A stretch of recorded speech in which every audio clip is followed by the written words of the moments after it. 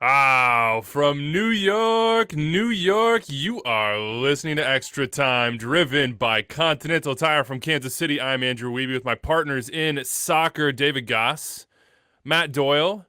We are bad with calendars, we're bad with email, we're bad with dates, everyone. Charlie Davies, we promised you Charlie.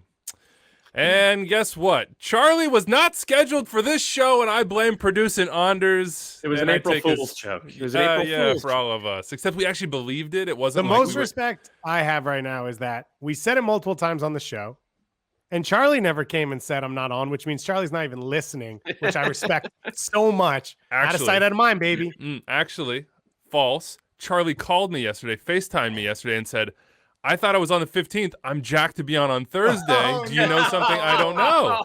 And I was like, boy, this is really awkward. I'm assuming that you probably know your schedule better than I do. So Charlie will be here. We're trying to get him for the prediction show, which will be April 12th. And then we'll have a big fun party with as many soccer voices as we can get on here on the 15th ahead of opening day on April 16th. That's what we're building toward. The 16th, 17th, 18th opening weekend. But, oh, by the way, CCL is coming. We will have our Philadelphia Union preview today. It is their first time into the breach.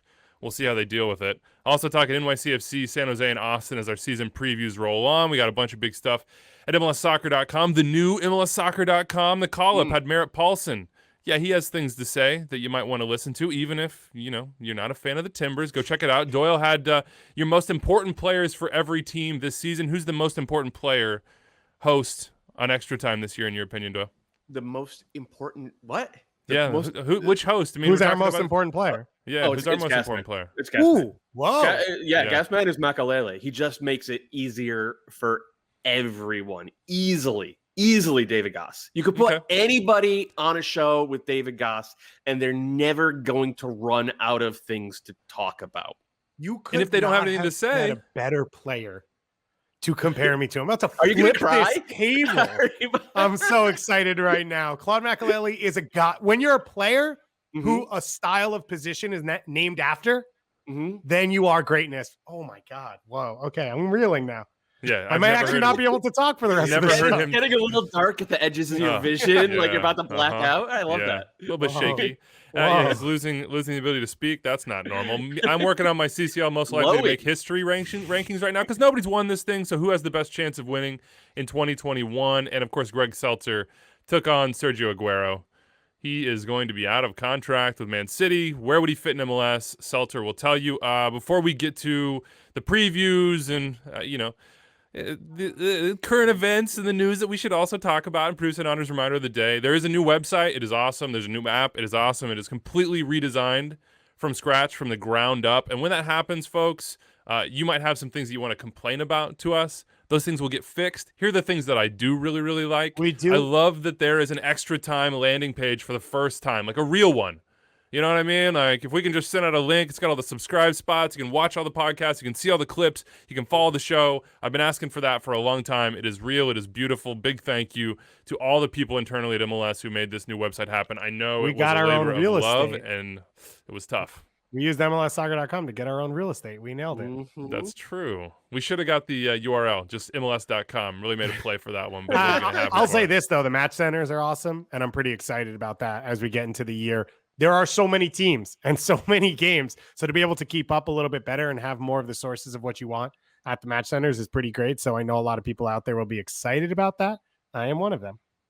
The news page. The homepage is cool, but I actually think the news page is where I'm going to be living most. It's really easy to get all the columnists that you want, to get to all the little, informational pages, transactions, trades, it's all the information I want in one place. It's almost as good as, I don't know, it's like Twitter and Reddit combined, just on a website. So that's nice. But if you want the never-ending news, if you want the news in chronological order, you got to scroll down to the middle of the page. There's a tiny little more button. You got to click that one. So I'm sending a note to the dev team. That's got to be, there's one of the things that I've noticed thus far is just nosing around it. But otherwise, massive improvement.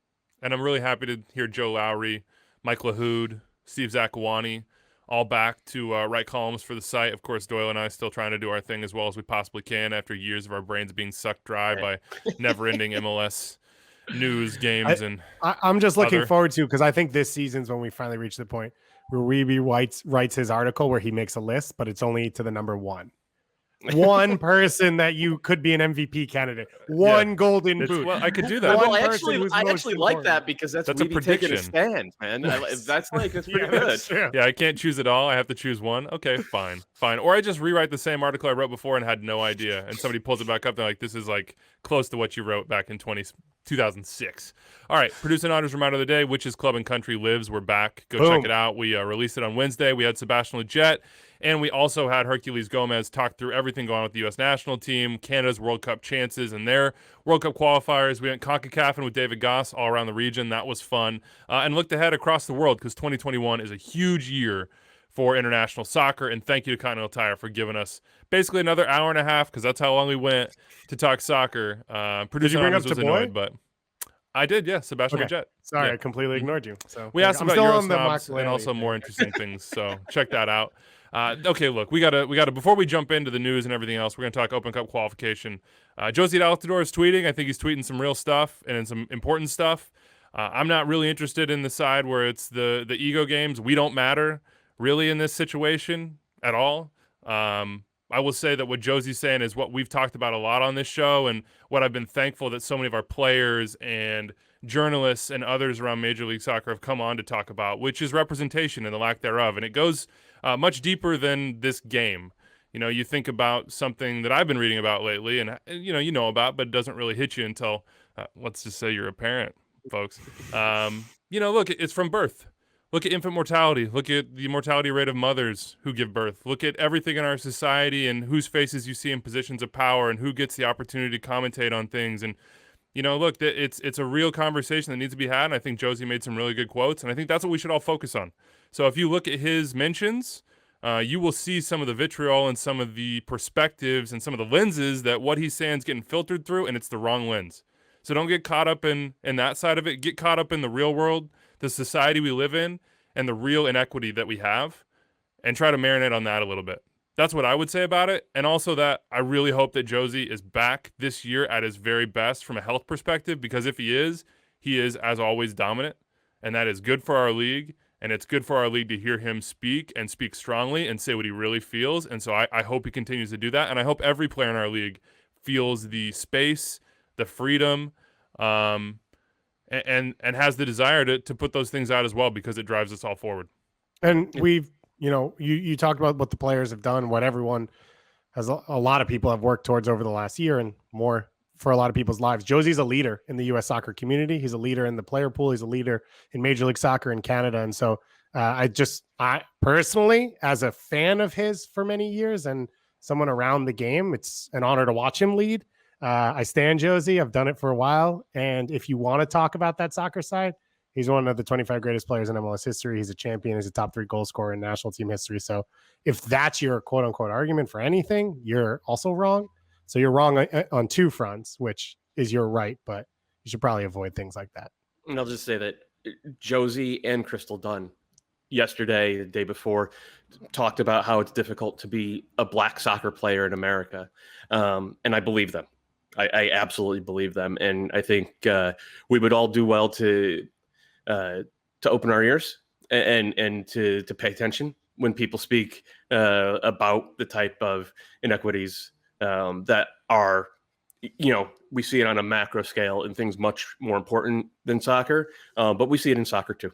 So, I like Weeby, like Gaspin said, I encourage everybody to keep speaking. It makes, to borrow a line from Bobby Warshaw, it makes sports and society better. I would just say that I've been encouraged over the last couple of days to hear from so many about the personal message that I had on this last show about Asian hate. I would say that the lesson I've learned the most in that process is to shut up and listen. You don't have to have an opinion about everything. You don't. You can listen to the people that are living it, and that's what we should be doing right now. So I encourage you to go listen to what Josie is saying. All right, let's get into it. U.S. Open Cup qualification. We now know how these teams are going to qualify. 8 MLS teams, which is what we're going to focus on. This is, after all, an MLS podcast. It's on points per game. It's the first 3 games of the season, and then there's a tiebreaker buffet. I don't know if we'll dig into that one or how deep we'll get into it, but this is interesting. It's different. It's a sign of the times. it's what has to happen when everything gets thrown into disarray. I mean, we didn't even get this tournament last year, so I'm just happy that it's back in whatever form. I'm not really going to be a chooser on this one. What do you guys think about this qualification method? Doyle, is this the right way to do it? Is it a good way to do it? Are you indifferent? I'm kind of indifferent. I'm just glad it's back. It's not really the U.S. Open Cup. I think Jim Curtin called it the U.S. Closed Cup. Just the creativity down in Philly. Jim's got dad jokes, clearly. Oh, man. That's why I loved it so much. I loved it. I loved it. Yeah, I hadn't heard it, and I just truly loved it. Look, it's reality. It's where we are in this country right now. I mean, cases are spiking back up, which is insanity. People, please protect yourselves and protect the ones around you. So, like, this is the best we can do. There's just not an ability to have the full tournament in this country right now. I'm glad we're getting something.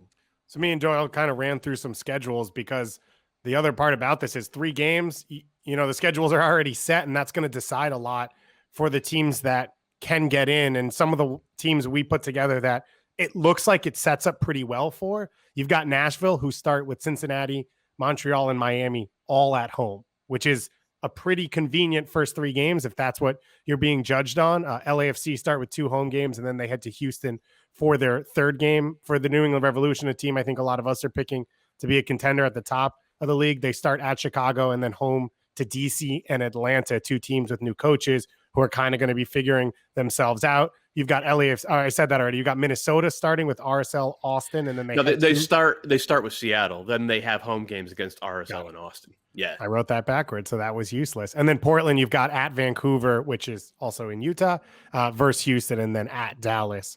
Portland obviously missing Blanco early on, missing a striker option in Niashkota, but you still expect them to be competitive. Those are the teams.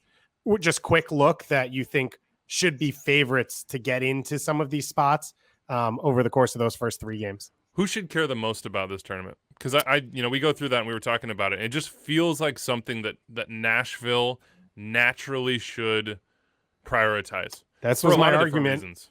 So one is they've got the schedule set up, 3 home games. I mean, in MLS minimum, home games you should be taking points from. And then there are 3 teams that you can say we think will struggle this year, especially a Cincinnati team with just a bunch of new players, game 1. Then a Montreal team under a brand new coach that's not even able to travel back home. And then a Miami team, again, under a brand new coach with a few new pieces. So you'd expect that. But then you look at the way they performed in the playoffs, you look at Gary Smith's history, and it feels like this is a tournament team. This is a team that isn't going to make silly mistakes, isn't going to give up easy goals, and they're going to be in every game for a tournament setup. And with what year 1 was, now you've got less playoff teams. It's going to be a real fight in the East. If they won a cup in June, early June or May, they won a championship year 2. I think that takes away whatever, focus you want to say, oh, well, we don't want to waste players midweek. We want to focus on MLS and making the playoffs. I think winning a championship year 1 or year 2 would be massive for them. And this seems to set up for them really well. Would you rather, if you were Nashville, and this is kind of a false binary because it's not one or the other, but would you rather, we're going to pretend it's binary, would you rather win a U.S. Open Cup or make the playoffs? It's one or the other. I think win an Open Cup. Yeah. And I think when you look at it, this year's still going to be a little bit weird and suck and whatever. You start next year with the CCL. As a new club, you get to start in your market with CCL, and you can talk about how these are what the big teams do. It puts you on a different stage. I think it gives you the ability to acquire different types of players, and it puts a trophy in the trophy case when that doesn't happen for every MLS team. We could talk about good teams, right? The Oscar Pereira FC Dallas teams, they won 1 trophy, and it was that Open Cup. They won 2 trophies. Give them that shield. Sorry. Come on, man. They danced on the front yard. That's true. With yeah, Morrow right. with that thing. Come on, you got to remember that. But still, it's a rare moment for teams, and for them to do it in year 2 would be massive. And so I think that to me is the direction you got to go in if you're that group. Can I throw something out with that? And then it's a binary, so we're it's very simplified here. But if they were to, I think it would be okay if they were close to making the playoffs. If they were almost there, if there was some hey, we were a good team, but it is only 7 teams this time around. Everybody else took a step forward. We still made progress. But if you win that thing and then you don't make progress in the regular season, I still think that maybe though you would be happy and you would point to your trophy case and you would have CCL and be excited, you'd feel like there was a little bit missing, because part of what last year was for Nashville was that improvement. That's why the narrative was so strong for them. They were finding themselves, and then they found a different gear that said maybe this team can be more than that, and they keep saying we are more than that. We're going to be more than that. So if they don't show that they are more than that, what they were last year, I still think that would be a pretty. So here's the thing, Weeby. I agree with you, but we've been asking the whole time, how do they get better? And the answer would be, we won a championship, right? Because we're talking about style. How do they be more expansive? How do they score more goals? How are they more dangerous? If they win a championship and they're the 7th or 8th place team in the East, they've gotten better, right? Even if they're the same team, because they're not going to get blown out. We already saw that. They already have the base to keep them in make them competitive every game. This is the way they answer the question, which is, how does this club take that step? It's they win a trophy. And so, and it's a realistic one for them. And I think it's set up for them pretty well. Give me Columbus with the quad. Mm-hmm. Give me CCL, give me Open Cup, give me Shield, give me MLS Cup. So you're telling me you want Columbus to, they have the hardest draw in CCL, right? They have they don't have Leon. First round, they have Pontoise or something like that. Then they've got the hardest draw because they would have to go through 2 Liga MX teams just to get to the final. Right. And then you want them to beat Philly in week 1 to set themselves up to continue to play well in the opening 3 weeks. And then you want them to win Supporter Shield as well. Be legends. Be legends. It's Caleb. One of the best rosters I've ever seen going into a preseason. It's a tall task. One of the best you've ever seen. You don't think so? I hadn't considered it in those terms. I don't think it's one of the best I've ever seen, but it's definitely one of the best in the league this year. It's an MLS Cup winner who lost 0 pieces and added multiple pieces that could be game changers or just depth. Mm-hmm. We'll talk about it. I'm telling you. I think next Monday, I'm looking at my schedule behind me. Yes, next Monday, as we do our full CCL preview, we'll talk about it. By the way, is Charlie going to be on that show? Has those rights. He will not. I've checked the isn't the most pressure on LAFC for U.S. Open Cup? Bob Bradley has a great history with the U.S. Open Cup. LAFC have been an amazing team through 3 years. They haven't won a cup. Is it pressure or is it opportunity? I think it's just a really good opportunity because of the depth of their roster and their quality. They can look at that tournament and say, actually, I'm not sure we could probably win this without stretching us as far as other teams, which is not to say that it would be easy, but we might not have to stretch quite as far. We'll see, though. We'll see. It's going to be interesting. Those first 3 weeks to see who qualifies. Top 8 teams, again, on points per game. Some other news out there. Sporting KC signed Danny Rojas. Nah, it's April Fools. They didn't sign him, but that was some good content. I'm the only person left who hasn't watched that show. I pretended as if I did understand that reference, but I watched haven't watched the show either. It was a funny show, and the thing Sporting KC was funny. It's not that big a deal, but it was Ted funny. Lasso, in case you don't know. Eurosport says Everton are scouting Daryl Dike and are very interested. Here are the key lines from that write-up. Quote, Everton are interested in Daryl Dike, end quote. Quote, Everton scouts have impressed with his displays, end quote. That's all we got here, but it is interesting. In a piece with Paul Tenorio, Barnsley's executive there, who Dane Murphy, said he did not know about any $10 million transfer offers. Maybe they didn't tell him. I don't know, but we'll see what happens with Daryl Dike. Paul Arriola, in other championship news, his loan has been canceled with Bwanzi. He's back. So you're just gonna keep doing that B thing. Yeah, I'm going to. I looked at it. I couldn't even hear it on that one. Yeah, it sounded like you just a silent B. used the W. Silent B on that one. Classic Swansea's Welsh. been an MLS Am I loan. right? That's not been a great place to go on loan here. What's it mean for DC? Paul Arriola coming back. So here's the thing that a little confused me is Paul Arriola came back from the ACL tear. Well, I guess he went to January camp. What's weird to me was how late in the window he went when it felt like you kind of knew it was going to happen. It's a similar ownership group. That's one of the reasons it happened. If MLS players are going to go on loan, you'd think they'd want to be there January 1 and have the most opportunity to get up to speed and get healthy. And if this is something we're going to do going forward, which I'm fine with, there was that spell, and we've talked about it a couple of times when Chad Marshall and Omar Gonzalez and, there was like a bunch of players that kept going on loan or would go on loan or go train in the winter. I think it makes sense, but you just would think, why would you show up the end of January? Wouldn't you want to show up earlier and get fit quicker and all that type of stuff? Yeah, we'll see. I mean, for DC, though, it is interesting because if he comes back, depending on when he gets healthy, I wrote the other day that Julian Gressel, it's a huge year for him because now he has a place to be at his very, very best, which is in that sort of wing-back position, hitting the early ball and and find an Ola Kamara and that second runner if it's Flores or somebody else. And I don't know, maybe this is some competition there. DC might have to figure out how to get those minutes spread around and keep people happy, and maybe that means that somebody's available. TBD. FC Cincinnati got some players here, or one and another reported. Isaac Atanga from Nordsjælland is in. He is a right to dream guy, a Ghanaian winger, has some great stats in the Danish league so far. Sounds like this is going to be a quote-unquote young money signing, even though that's not yet official. That's sort of the reporting out there in Cincinnati. And then an Ecuadorian center back also in that mold coming in as well. They're both young players, international players. We'll see what happens. Ecuadorian center back, part of that U20 Ecuador team that beat us and went to the final of the U20 World Cup that every MLS team has pulled a guy off of at this point. Chicago's got half the team, but everyone else is looking for one. Yeah, Gustavo Vallecilla. So go check him out if you'd like to. FC Dallas might have just sold Thiago Santos for a cool $1 million real quick.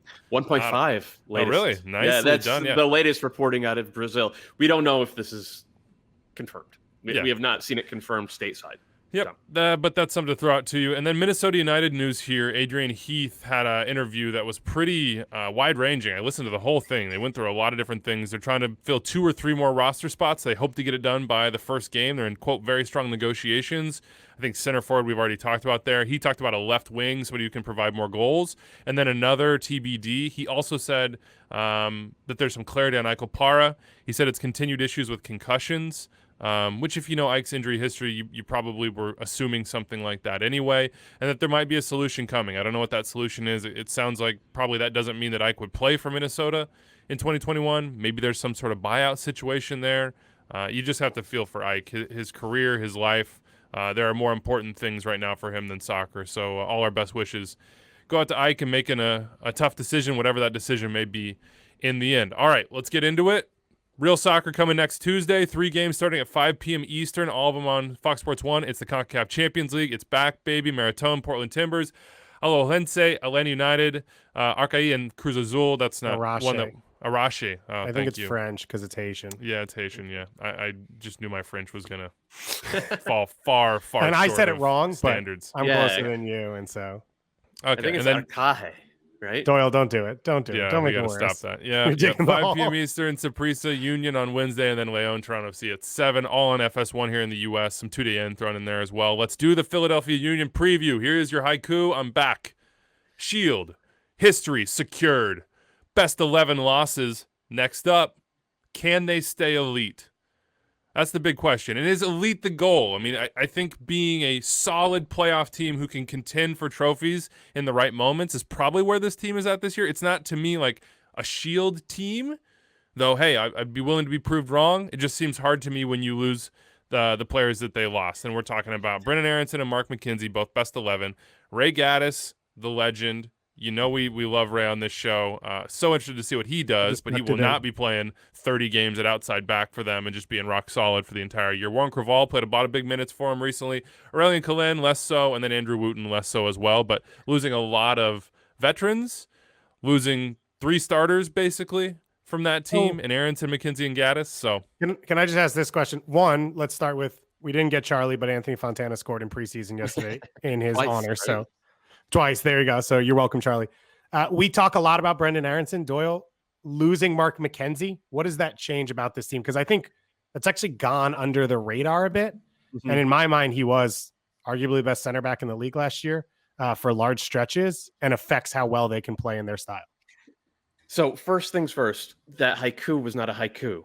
It was come on. It was 685 with the syllables. Like you got to be able to count. Shield. History. Dang. Okay. Also, this is how you do syllables? Yeah, it's I do syllables very, stupid like this. Yeah, it's very kindergarten. Let me just tell you, you gotta get Cam a tutor. All right, I just want that to happen. McKenzie's ability to play out of the back was maybe the best in the league. He's a phenomenal passer. He got to the point where he was a pretty good defensive presence as well, though I don't think that was in any way his strong suit. I think you could argue that this Philly team, if the starting center back pairing is Glesnes and Jack Elliott, will be better defensively. They won't be as dynamic in terms of their distribution, but they'll be better defensively and they'll be more dangerous on set pieces. with Aronson, I didn't love Aronson as a 10. I wrote a million times I made videos about how he should be a winger. And we're seeing now in Austria and with the national team that he actually is a winger and he's awesome at it. Whereas Fontana is like, he's not a number 10 in the way we think about it, like South American string pulling number 10s. He's more of a number 10 in like the late arriving to the box, goal scoring number 10. That could kind of work. I'm not like, I know Philadelphia sold $15 million worth of best 11 players and lost their, all-time appearance leader at right back. I'm not down on their ability to replace these guys. So I you actually think they can contend for Supporters Shield this year? I don't know about that. I just don't think that the fall off is going to be gigantic. There will be some, especially at the start of the season. I don't think that they're going to cover themselves in glory in CCL. I think they might struggle for the first 2 months.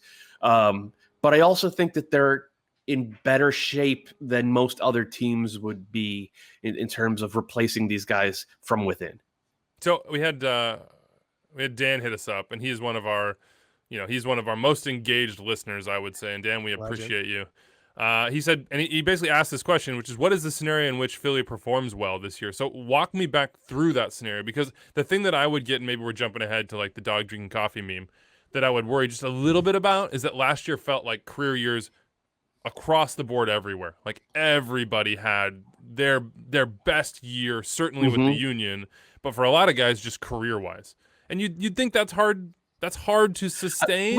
I disagree with that. Yeah, Shabilko wasn't as good in 2020 as he was in 2019. I don't think Montero was either. Certainly not as influential. I think Santos got better from year 1 to year 2, but I think he can still get better as well. Okay. So I think Doyle hit the names which you could see improvement from those guys. And you talk about, okay, well, what do you lose with Aronson production or whatever? If Shabilko plays like he did in 2019 and Santos takes another step, that's a ton of that production, and that gives that space for Fontana where no one's going to track him. No one's paying attention to him if Shabilko's doing the things he did and Santos is making the runs that he was able to make last year and then is a somewhat efficient finisher at the end of it. And the question is more stylistically, because Aronson was so good in transition moments that Philly became like almost exclusively a transition team. Like, they weren't a super high pressing team.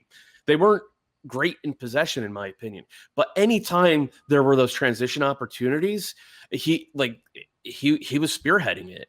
I think that is going to have to change somewhat. Fontana's not exactly that type of player, and without McKenzie's distribution, you lose the ability to get out real quick in those spots. The other thing is, like, Philly were extraordinarily healthy last year. Yeah. They lost almost no one of consequence for any prolonged stretches. Like, what happens if Jose Martinez takes a knock that sits him down for 2 months?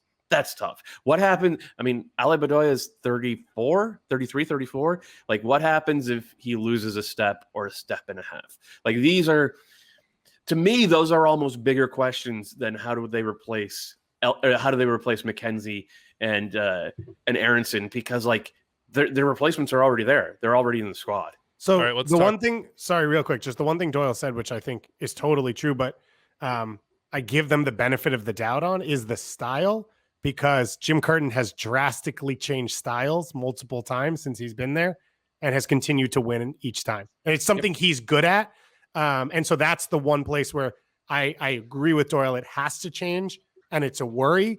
But the one person in this league I would trust to do that is Jim Curtin. And so I think that's where, going into this, I think all of us are kind of saying they're not going to win Supporters Shield most likely, but we don't think the floor is that low. This isn't a team that's going to drop at the playoffs because of what Jim Curtin's shown he can do and what the team still has. 5 homegrown signed in the offseason. It's a Union way. Paxton Aronson, one of them, 17 years old. You'll recognize the last name, of course. He is the younger brother of Brendan Aronson. Stuart Finley, center back over from Kilmarnock. I think he might. Is he still stuck in Poland? Kilmarnock. Kilmarnock. I tried to say it I fast. thought Weeby was doing it as a joke. I was trying to, but I'm not very good at impressions. If we're all we know this, it's an established fact. Okay. He's been stuck. He hasn't even been able to get to the team because of visa issues. I'm not sure if he's He even arrived. there yet. Yeah, he arrived. He got there. Good for him. Yeah. Good for him.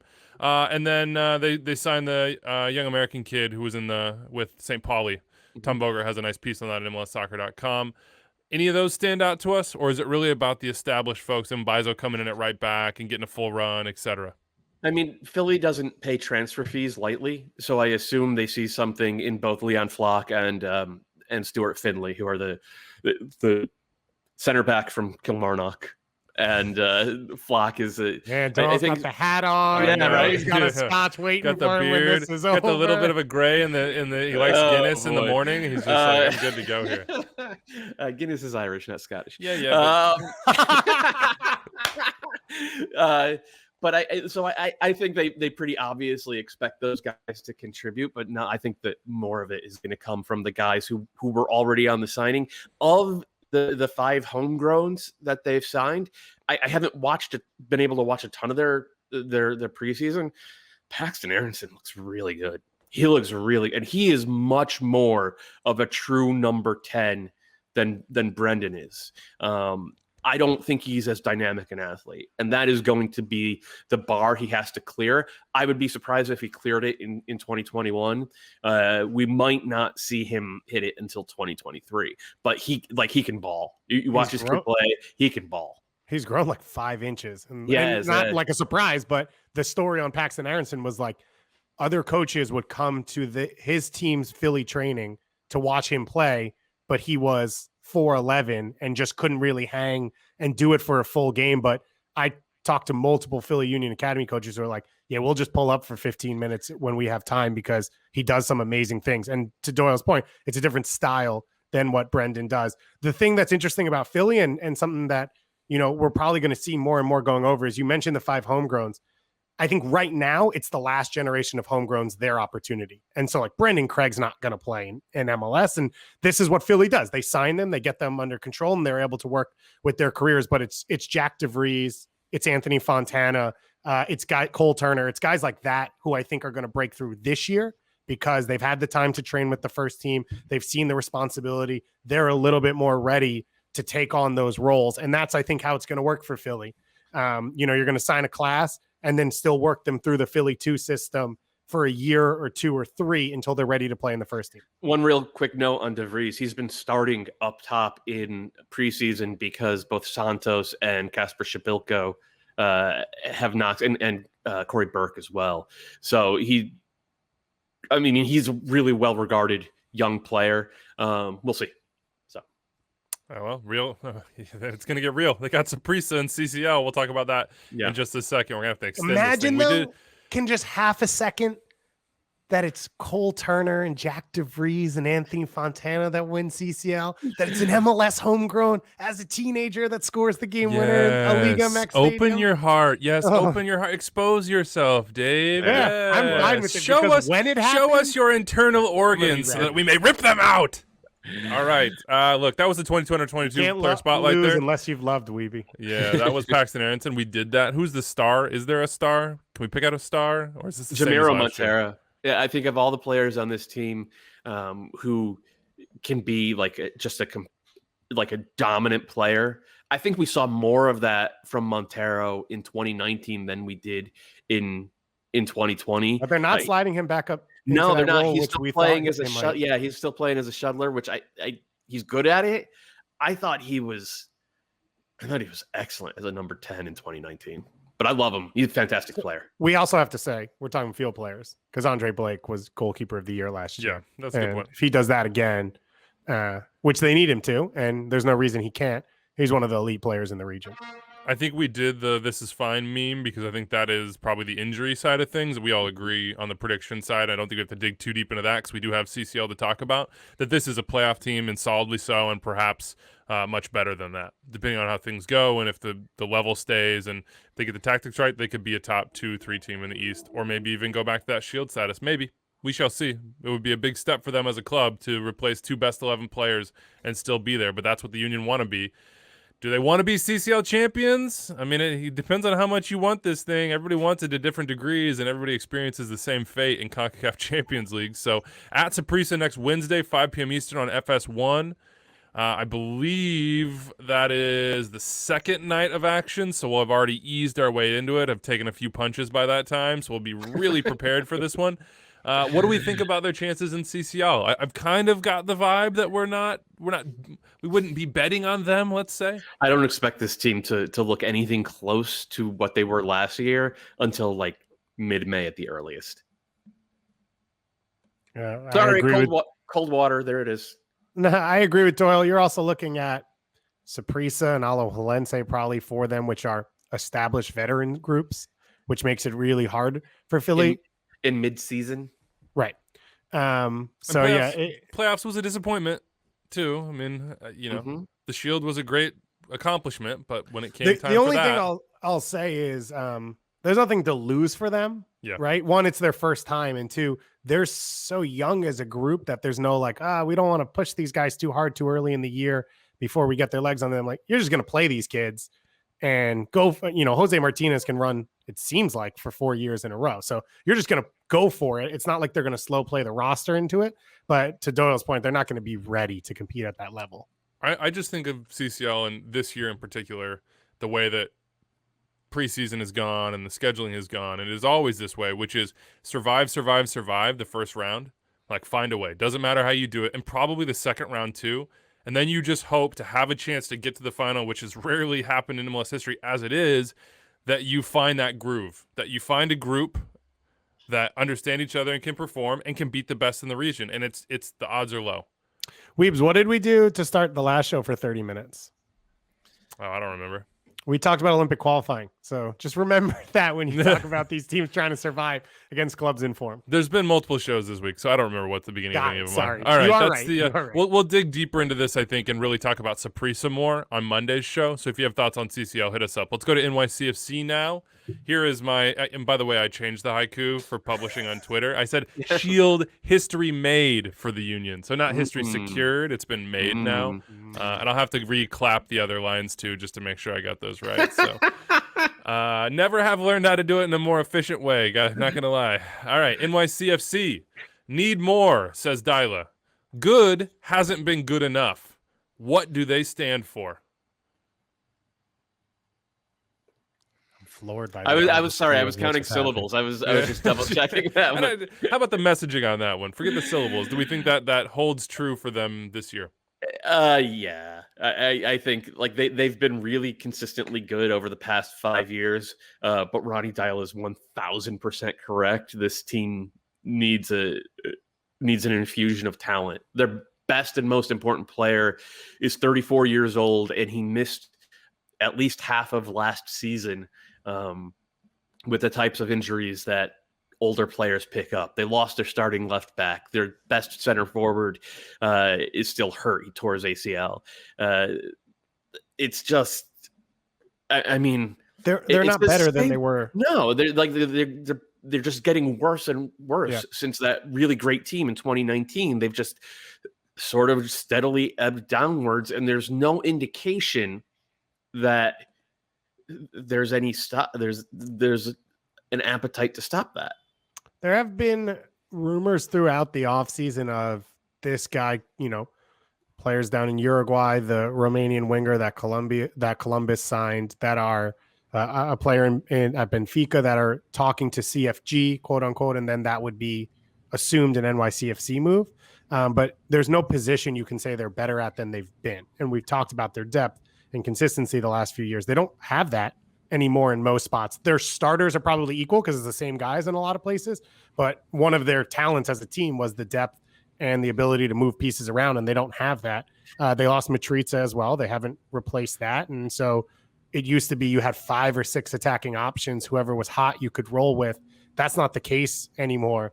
Really, Tati Castellanos is the only flexible piece along that front line. So it's hard to say that they're better than they've been, and they've been good, So it's hard to say that this team is going to do something this year that they haven't done over the last few years. I would say the strength of that 2019 team, as you said, it was their depth, but it was also like if you looked across that entire roster, they had a top 5 player in the league at every spot, every single spot. They had a top 5 player in the league. Now it's tough to say that they have more than 2 or 3, and that's a significant drop off. All right, let's count them through. I was going to say Sean Tinnerholm. Johnson's probably top 5. Tinnerholm, Sean Johnson, and I think how about Collins. this? Collins and Chanot as a combo. I think Collins is there probably, at least in the conversation. But as a combo, That's a top 5 center back pair. Right. Would you So- put Sands in it? I mean, he's got to stay healthy for a full year, right? yeah.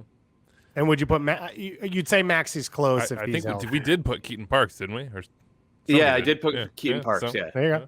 And Maxi, Maxi's close if he's healthy, and Eber if healthy is there as well. I don't know if Maxi's close if he's interesting. healthy these days. I don't right? think his performance dropped over the last year and a half. It's just his ability to play minutes. He was a monster to both play and what he did on the field. And over the last 18 months, the first part has gone away, and he's Okay, so- you can't put him in the lineup every week.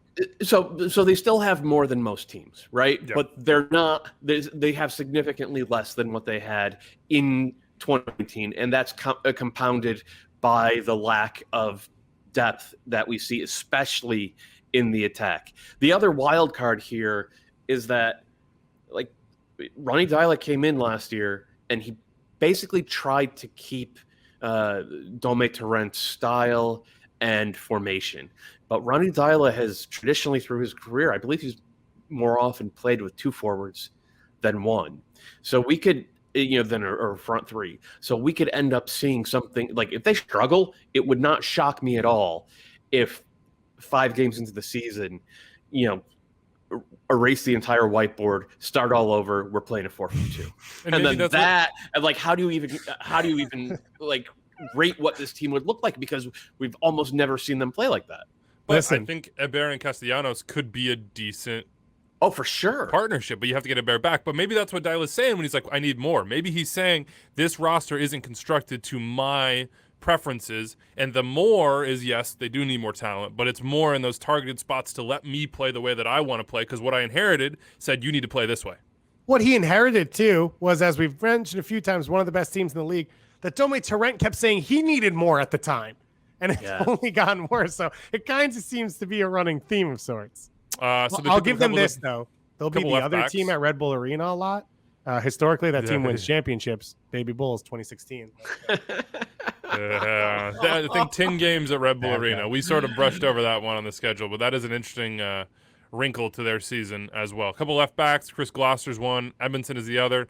Alfredo Morales rumored to NYCFC per Sam and Paul. Rumored by That's a Sam, very reported cool- by Paul. Yeah, Correct. rumored by Sam. I just don't want to. Where does he fit? Is this just like a hey? He's a domestic, experienced central midfielder and he's available. Let's add him. Or is this like, well, we have interest in we have overseas interest in James Sands, and we're probably going to sell him when the window opens. So I Probably think both. it's part of that. I wonder if there's a world in which they actually are playing Parks, Morales, and Sands, and just trying to like dominate midfield and control that space, and let the attackers just have freedom. I don't Right. know if it makes sense, but I'm wondering if that's part of it. Of like, let's be really young and active in central midfield and clean, and then just let the attackers take care of the final third. I mean, if you were going to, I don't know what he's going to do. Who knows what Dyla would do. But if you're going to try to fit him, maybe you're looking something more like what the Union have in their midfield.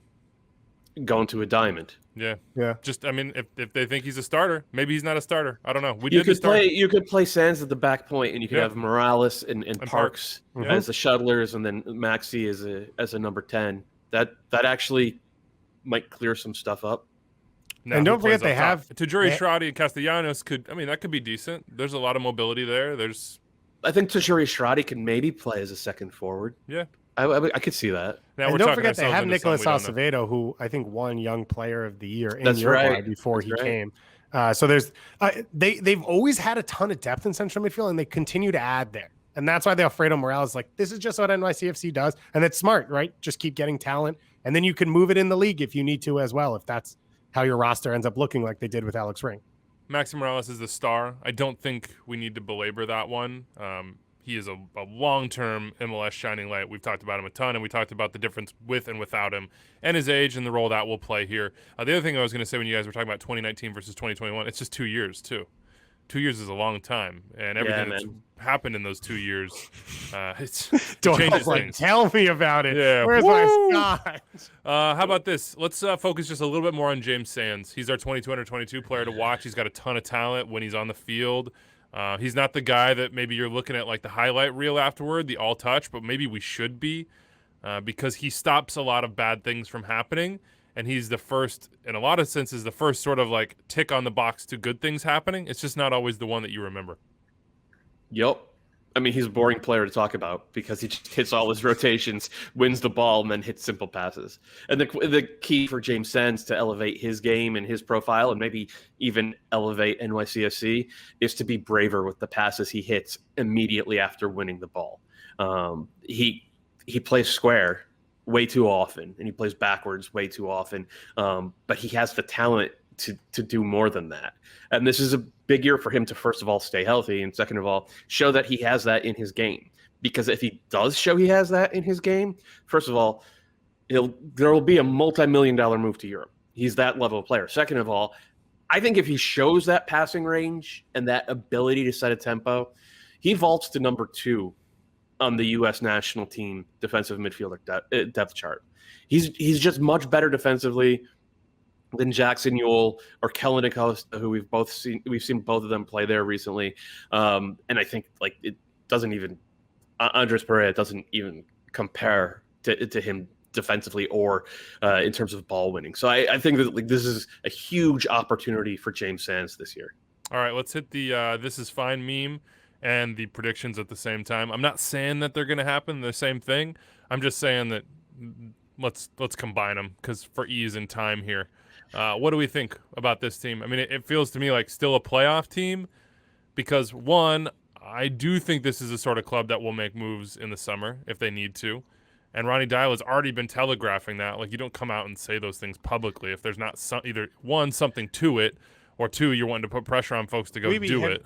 Have you done your preseason standings? I've been trying to, and it's really hard. I'm just asking because I think it's fine to say that, but I'm wondering what teams you don't have in the playoffs that I do if you have NYCFC in. That's my only question. I don't think NYCFC is anyway a top 3 team. I think, I don't know. I look at this team and I look at the quality, especially from like 8 back, even if Maxi's out, just to sort of grind things out and be good enough. And I think, 5, 6, 7, they can be there. But yeah, look, I'm still doing my exact rankings, which makes all this just the most inexact science of all time. And I still don't have anybody on the sheet because I can't hold myself to any standard, and it's really hard. Okay. Well, I just look at this year, and if you take last year's playoffs and you say there's a few teams that I have Columbus, New England, and Orlando at the top of the East. I still think Toronto will be good this year. I think DC makes a jump. I've already said I think Philly's in. Now you're talking about one playoff spot for Atlanta, Nashville, Miami, NYCFC, and Red Bull, Chicago as well.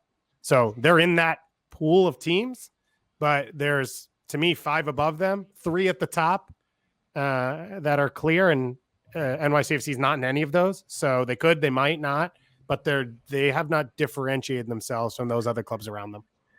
I'm exactly with you. I think like I think they're a little bit more likely to make the playoffs than miss them, but I wouldn't be surprised either way, unless suddenly the skies open and DPs start falling out, and young money signings start coming in, and Dial is able to weave it all together. But if it hasn't happened yet,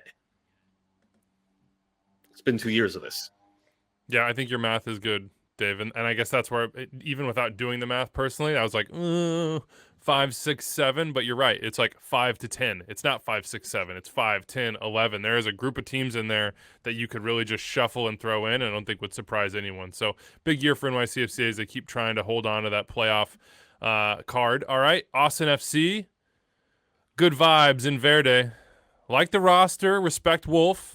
Be legendary. I say legendary because Matthew McConaughey went and did a interview I don't know who he did it with. I think it was local in Austin. And he's just talking about in 5, 10, 20 years, man, we're going to be legendary. This is going to be legendary. That's what they want to be. That's what they're going for. And that's honestly what we should hope for from all expansion teams. They haven't hit reality yet. It's not a real thing. Everything is good. Everything is coming up Verde. They're going to change the game. They're going to change this league forever. Exactly, man. Like this stadium, nobody's seen anything like it. Our fans, you can't touch them. Our supporters are going to set a new standard. Everything is new. Everything has the possibility to be legendary, and that's what they should be going for because that's what we should want from every single one of our teams. I will remind you that they start with a legendary matchup to start the year. April 17th at LAFC on Fox, one of the biggest matches of opening weekend. There is Austin FC on the stage, and they got to perform. How will they do? I guess we'll find out. We've talked a lot on this show about how much we like the roster. Well, they'll be on the road for a while, so that's going to be an interesting wrinkle for that expansion team. Most of the teams that have built stadiums have been established, had a roster, done it, and then transitioned. They're going straight to June 19th on the road. Then the Q2 will open against San Jose Earthquakes. Remember, LAFC started this way. There was 5 games on the road, I think. They won in Seattle. They annihilated RSL in that 5-0 game, and then they went home, and they were one of the better expansion teams we've ever seen. They had Carlos Vela. Now, look, Cecilio Dominguez might not have the profile of Vela, but he could be very, very good. Ronnie Redis looks like he's got something, and he had a really nice final season in Paraguay as well. 7 goals, 3 in Libertadores. Right now, by the way, if you want to watch this team, La Copita is kicking off. That's all those Texas teams. They're doing their thing in preseason, so go check that one out. The key signings is the entire 11, so I figured we could just walk people through that. I mean, it's the whole team. There's no key signings for an expansion team. It's their whole entire roster. So here is what we kind of have as a group. We have this internal doc that we all work on, and Tom Bogert has been sort of the driver behind. We have Denny Houston up top. That's probably the biggest question mark, so we'll round back around to that one. Dominguez on the left, Red is on the right. This is a 4-3-3. Denny Pereira as one of the quote-unquote free eights, but it seems like Tomas Pochettino, they keep more talking about him as a 10, so he'll probably be more advanced. He's there as well, and then it's Alexander Ring at that 6th spot, Lima, Romana, Beasler, Sweat across the back, right to left, and then Tarbell in goal. What do you think about that 11 as it stands right now? And is that the right 11, or did I get somebody wrong in there? No, I think that's the right 11 right now. There are questions, obviously. How much does Matt Beasler have left? Will Kilmanich, the left back they signed, will he jump ahead of Ben Sweat? Is Diego Fagundes going to play a role? Diego Fagundes is only 26 years old, and he's got 50 goals, 50 assists in this league. And you could see, I could very easily imagine him thriving in a new situation with a new head coach because he still has the talent for that. A lot of it, though, is going to come down to how dangerous are their DPs? Are Dominguez and Pochettino and Redes, who's I think a young DP? Does he have that? No, I think he's going to be a young money player. Okay, so but either way, the guys that they spent a lot of money on in the attack, how quickly can they coalesce into a high-level attacking unit that creates repeatable high-level chances for their very questionable striker core to finish off? Is this the sort of situation, we often joke about Greg Berhalter, striker whisperer, where this is just that in Austin, and they were like, Danny Houston has a lot of these attributes that we think really work with the way that we want to provide service and the way we want our patterns to work, and we've seen them work. I think that's totally true. I don't mean to keep referencing this, but remember when Marco Urena didn't score a goal but was the starting center forward for LAFC, and they were one of the best attacks in the league? It's possible in this league to have that if it all fits together correctly. And by the way, for LAFC, that was a temporary solution. Mm-hmm. We said there's one DP spot still open. It was the right temporary solution for them, but it was a temporary solution. So maybe this is that, where they say, we think we can get 6 months to a year of pretty good soccer out of Denny Houston. He fits this role pretty well. And if it doesn't work, John Gallagher looked decent with Atlanta United. Aaron Schoenfeld could go in here and play a role. If you understand the movement and you make the right runs, we think we'll get you the ball in the right spot. Then can you finish? I mean, yeah, there's something to it. I don't know. Yeah, I think you said we weren't going to do, big acquisitions. The big one's Alex Ring. If you've got a guy elite at that position the way he is, you'll compete in MLS. There's a few tenets that every team needs, and then you can kind of change it off that. But you have to have one elite center back. You have to have one of the best sixes in the league, and you have to have someone who's a pure chance creator. And Alex Ring's on that list. And so that gives you an opportunity to contend, and it allows a Pochettino time to settle in or a Pereira time to grow, whatever it is. Alex Ring was probably the biggest move they made this offseason. Yeah, I don't disagree with that. How good can Cecilio Dominguez be? That's literally a multi-million-dollar question. I mean, based upon his profile and what I've seen of him, and of course played in Liga MX for a while, so we all watched a decent amount of him. He can be very, very good, like very good. I don't think he's an MVP caliber player. I don't even think he's likely to be like a best 11 caliber player. But he could get there, I guess. But like they need him to be a star. They absolutely need him to be a star in this setup and with the way this team seems to be constructed. 22 under 22. Got a couple players for you here. Redis just jumps right in under there. He's 21, but he'll stay 21. He's got more than 100 pro games. 14 goals. I said 7 last year. 7 last year was a nice step forward from him, knowing that this move was coming. So that'll be a good one. And then Denny Pereira was the first overall super draft pick. He is still just 20, and right now we have him in the starting lineup. Now they have a lot of sort of depth and options in that particular position, so that may not be the way it lasts. They don't have a ton. They have enough to say, okay, well, Fagundes could take that spot. Oh, okay, right. Well, if maybe Hector Jimenez could jump into that spot if you needed to. Maybe they could. What I'm saying is, you playing he doesn't Hector have Jimenez to play in central midfield. I mean, he's played there in the past, but Yeah, I think 100%. Jimenez is most likely like A backup very right back. very deep depth at central midfield and both fullback spots. Whereas like it's basically 3 guys for 2 spots. It's Pochettino, Pereira, and Fagundes for those 2 free 8 roles. Assuming that's how this team plays. We're just assuming that Josh Wolf is going to use the system that Greg Berhalter has been using for the U.S. national team. We're not sure of that yet. What do you think the odds are he would switch it, though? No, I don't. It's not just that. And I understand Doyle saying that, but also we're looking at the signings they're making. And this is the way it all seems to fit together. Yeah. That's the other piece of it.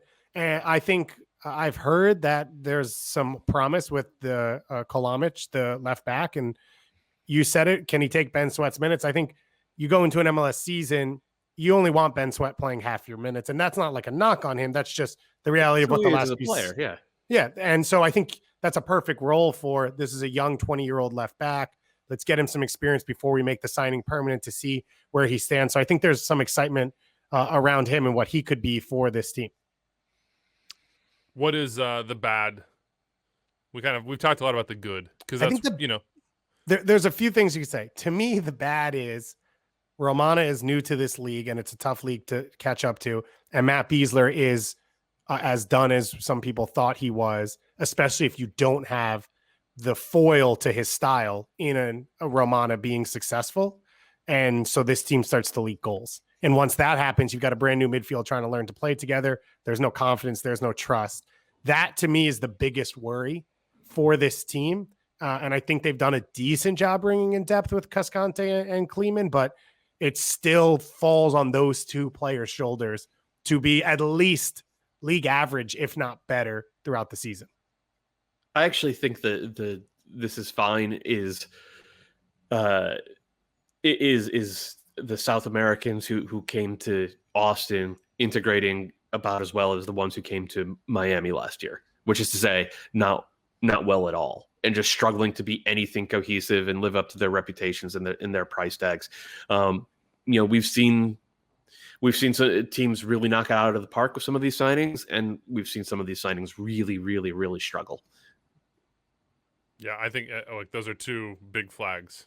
Yeah, and as enthusiastic as I am about this team and have been about this team, I mean that is the reality side of this. Is that it's easy to be excited when it's theoretical. It's easy to be excited when everything's just verde. There might be some Rojo coming here. We don't know. How about predictions on them? Are they a playoff team? What do you think? I've got them fighting on the line most of the year around that 7-8 spot. And I think that's a good season just to be relevant the whole time, week in and week out, to be competitive, maybe beat some of your Texas rivals. I think that's a good year, and that's my expectation. Yeah, I think they'll be competitive, but I'll be surprised if they make the playoffs. It sounded to me, I think the way you guys did the math on NYCFC applies just about the same here. Like, could they be 5, 6, 7? Sure. Could they be 11th? Yeah, for sure. That could be possible too. There's a big spread for them. We'll see what happens for Austin FC in their first season in Major League Soccer. Let us know what you think, Austin fans. I don't know if have we heard a ton from Austin fans? 401-206-0MLS, extra time at MLSsoccer.com. Anders says yes. I trust Anders. Okay. San Jose Earthquakes. Judson Hive. Just to get out. By the way, we also got through that entire preview without Dave hitting us with a Jared Stroud reference. Jared Stroud's going to have a huge year, guys. And right when they took him in the expansion draft, you guys know Charlie Fiction. I got the text immediately. Damn it. That's the level of nerd it is, but it's a good move. And Sebastian Berhalter as well. It's a homegrown player on loan. It's something kind of new in MLS. I think it's going to be something more common going forward. Give it to me, Sebastian. Show me some good stuff. All right, San Jose Earthquakes. Let's go. Mateus's guys. Man marking. Love it. Hate it. We can't look away. Yeah, I mean, sometimes it's ugly, sometimes it's pretty, and it's hard to predict, but it seems like it goes in waves for the Earthquakes. Certainly this team is composed of Mateus Almeida's guys. We saw that this offseason, going out and getting El Chofis, Javier Eduardo Lopez going. I mean, Eric Remedi, I don't know if it's quote-unquote his guy, but it fits into sort of profile that he seems to want. No, Eric Remedi got his pro debut under did he? Mateus Almeida. Yeah. Well, I should have known that. Luciano Abacasis is a 30-year-old right back that they got from, I think, Club Libertad. But, yeah, he comes in as depth. I mean, these are not, other than Chofis, who should be that 10, these are not necessarily sexy signings. By the way, don't mean to hammer this home. It's La Chofis because it's named after a female. Yeah. Sorry. Everything I read last night in preparation for this was either wrong or I just automatically switched it back because of the way my brain works. The story is he looked like one of his teammates' girlfriends. So I heard that, but then I don't know. That's a sorry. That's I didn't mean to duolingo you right fair. Now, but you know. Yeah, no. Anders, you made Anders duo right. sad. Anders has got the private chat, which we really need to be public here, which is quote we tried to cram for the test. That's true. That's very true. Okay, here's a big question for you, and Dan, who we've already put legend status on in this show, hit us up with it. How many goals for Wando this year? Over under is 9.5, which is just savage and cruel. Oh boy! And I will always pound that over forever and ever. Wando could be retired. I'd be like, he's got 10. 10 in him, he's got 10 in him this year, minimum 10. Minimum 10. Better question: is Wando the starting center for it at the end of the year? He is at the beginning, I think. Yep. No. I agree with that. Yeah. You don't think Andy Rios is starting to start this year? No, I think Wando is. Wow. Yeah. I don't know that I agree with that, but okay.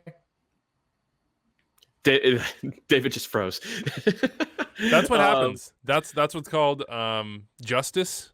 Yeah. Right there. So the way you're back, David. So the way Almeida and all the focus on Mateus Almeida through 2 years has been on his defensive scheme, which is man marking, it's completely understandable that that's where most of the focus has been, given that it's unique in this league. The attacking setup is distinct because wingers with chalk on their boots, fullbacks pushed up to the point where they're basically standing on the winger's shoulder. Just make the field as wide as possible. Force the opposition to come out and defend as wide as possible. Judson wins the ball. Ewell sprays it around. The number 10 finds those pockets. And that gives Wando, almost always Wando, the chance to find little pockets of space in the box against the back line that, because of how big the field is, they're always scrambling. It's a lot of fun to watch, and it's rewarded anyone who does watch it with some of the most entertaining soccer in the league.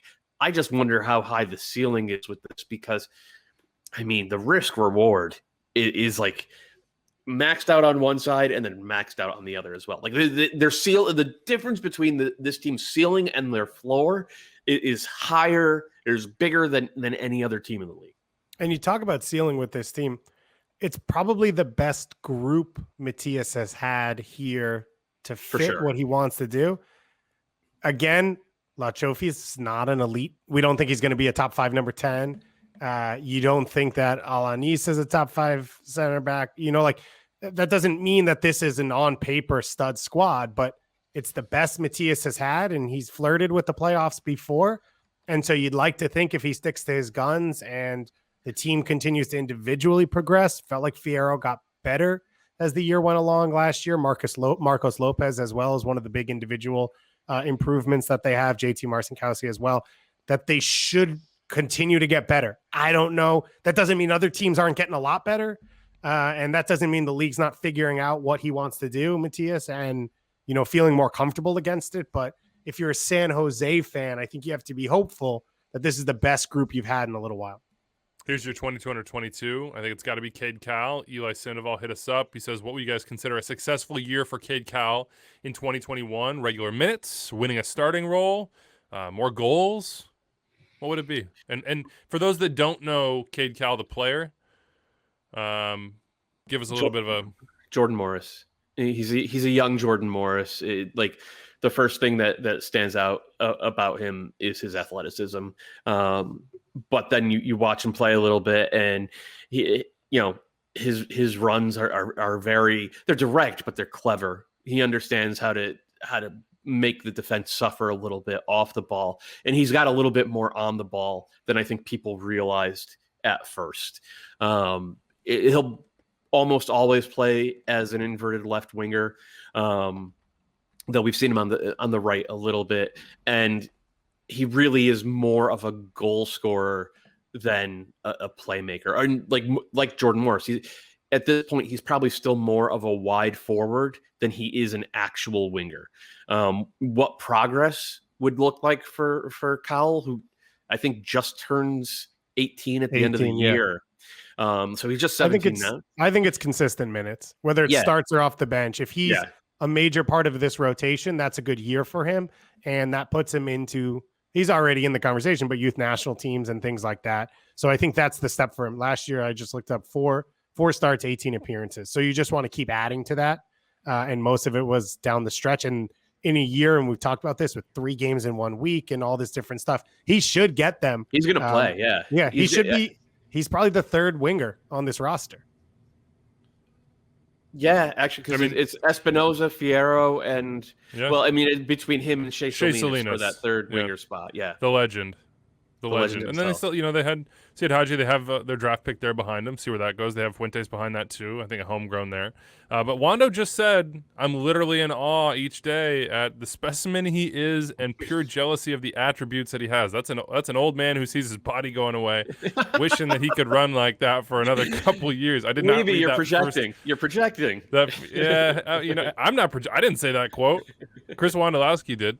It'd be great to see Cade Cowell get some minutes here and take another step forward. Adjacent though, 2022 is Marcinkowski and Marcos Lopez. Yeah, and those guys might be more important. Probably are more important. I mean, the difference last year, it was night and day once Marcinkowski got the starting keeper job. He made a huge difference, and I don't think his ceiling is extraordinarily high, but he was mostly mistake free. And then the one game where he did make just colossal mistakes against Portland, he bounced back the next game and was excellent. So that's a good mentality for a young keeper. Lopez is the one because they brought him in. He's already a full Peruvian national teamer. He really struggled in 2019 to the point where he was not even close to the starting lineup, I don't think, at the start of 2020, but then he played his way into it. And I think he was much better by the end of last year. If he keeps that going, he's an attacking threat from left back, like they kind of haven't had the last couple of years. This is fine meme. What? It's the 5 O's and not the 3 2s, right? I mean, the one thing I will say about this team is that they do get smacked a decent amount just because of the style of play, but they find a way to bounce back. It's not like a team that gets whooped and then you're just like, oh, they're down and out. They got no chance. Like it's just as likely that they'll come back and win the next game than it is that it'll happen again. I mean, that first month after the MLS's back tournament was like the worst month of soccer we've ever seen an MLS team play. They were losing by 5 goals half their games. And then they just, Almeida made some lineup adjustments, and that was just like changing the personnel. So that tells you that there's not a ton of quality depth here. And the other thing is they're just so bad defending set pieces. They are so bad defending set pieces that it costs them every other game. It'll cost them points. Any chance this is a playoff team? Yeah, a good chance, because I still think that most of the time they are going to be the game's protagonists. They're going to dictate the tempo of the game and how it's played.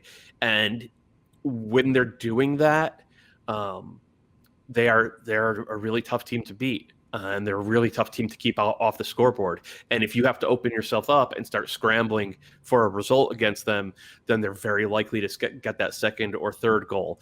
So yeah, I think this has a very good chance of being a playoff team. I just don't think the ceiling is that high, partly because of talent, but partly because I still think man marking is kind of a gimmick and good teams can exploit it. And we've seen that from the likes of LAFC and the Sounders over the past couple of years. I would add, go ahead. I would add, just when Doyle says that, I think I agree with him where he has them. This is a season where I've talked a lot about internationals and who's going to be gone and who's going to be here. And this is a group that should stick together. I mean, Jackson Yule's really the only big one, maybe Marcos Lopez. So I think Lopez will go to Copa America, right? But those are, when you look at the quality of players teams are going to lose, and for the stretches they will, this should be a team that can cover that. So maybe that's an opportunity for them to pick up points in the summer to kind of lead from the front going into the playoff race. Not a playoff team for me, and the reason being the back half of the year is going to be so packed up that I just wonder the exertion factor that'll be here. Yeah, we have seen this team fade down the stretch. So it doesn't seem like Weeby feels his old man body watching San Jose. Yeah, me and Wando are just like rubbing our knees and like getting up really slowly after we do any sort of physical activity. It'll be a fun team to watch. We didn't really mention Christian Espinoza, and I think that is probably a mistake on our part. So I will just say to any of you that are sort of finishing this preview up being like, oh man, I do want to watch San Jose. Yeah, those games are variable, let's say, and often have a lot of goals. Christian Espinoza is really fun to watch. One of the best 1v1 players in this league. His chance creation is really, really, really elite. His finishing is not. You need a player. His finishing is not. I didn't say that. I was I'm just saying like it's a really big question with San Jose. Like their upside is in large part determined by, can Christian Espinoza put the ball in the back of the net more than 3 times this year? He does it spectacularly, all the other stuff though. It's really fun. Go watch him. Doyle with the San Jose shirt on. All right. Into the mailbag, 401-2060 MLS, extra time at MLSsoccer.com. Paul from Houston, can't believe I'm siding with Weeby over Goss on this one, but the Olympics are a huge marketing opportunity for the U.S. men's soccer that's been lost. Americans are into the Olympics, and if the U.S. was able to get into the knockout rounds, there would be a lot of Americans exposed to the men's game that don't watch MLS. And if we're worried about the quality of the game on the field, then we have the capability to raise the bar significantly. How amazing would it be if Weston McKennie was the captain of the team? P.S. Jesus Ferreira to Houston. We've already done the Olympics thing. But let's just have fun with the Jesus Ferreira to Houston. Could that be something that in a world where FC Dallas would trade their homegrown and son of arguably their best ever player to a rival? Would that ever be a thing? And would it make sense for Houston? I'm not sure it would make sense for Houston unless Tab decided he wanted to play with 2 forwards. I think I fully convinced myself that Jesus Ferreira needs to go to a place where he could be a second forward. So Philadelphia, Red Bulls, NYCFC if Daiva changes the formation, all of those would make more sense to me than to Houston. Okay, all right. Chris Hull, who has emerged as a legend here on this show. Hey, what's up, ET? Just a quick note to say I really enjoyed the Nashville preview this year. We appreciate you reading the email I sent and putting a few things from it. Oh, another email from him. I've always been proud that our foreign players are off internationals for their countries, but never thought about how that could be a much bigger liability in 2021 than a typical year. But at least it does give our younger players a chance to rotate in. Thought that bit was clever from us. I think that is going to be another thing this year that I'm really looking forward to. And we talked about the back half of the year. One of the real bright spots, at least for this show and nerds like us and the Play Your Kids folks, is that A, with more subs, but B, with more games and less amount of time and less recovery time, we got to see more of players who would normally be quote-unquote fringe players who we would probably only see in like Open Cup games last year. So I'm looking forward to that. I like that. Yeah. Okay. Dave, I'm just reading for Dave here, so I don't know how this thing is made up. What's a good one? What should I go with? I'm laughing at the PS on this next one from what is this? What would you do? PS Weeby, go with your first question in interviews. It's usually the best. Quit asking it, then talk some more, and then ask another 1 or 2 more questions. You've got to. That's got to be from Anders. Like I've never heard that. I've never heard that feedback. This is literally the first time. Certainly before interviews, Dave never says that exact thing to me.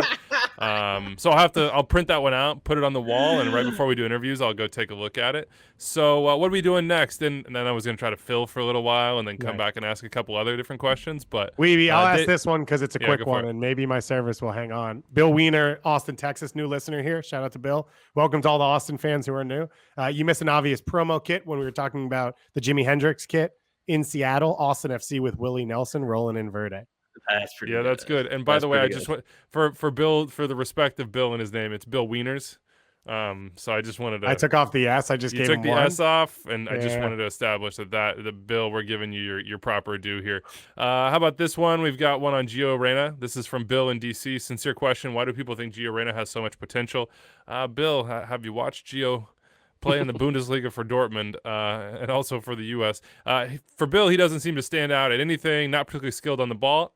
Gonna have to disagree with that one pretty strongly. He doesn't seem that physically gifted. Also going to be a big disagree from me on that one. He doesn't work particularly hard. I think that's a judgment call that I'm not going to make here because I don't agree with it. Once again, doesn't pass, create opportunities that much. Okay, I mean, you might be able to argue that. And isn't a super impressive finisher.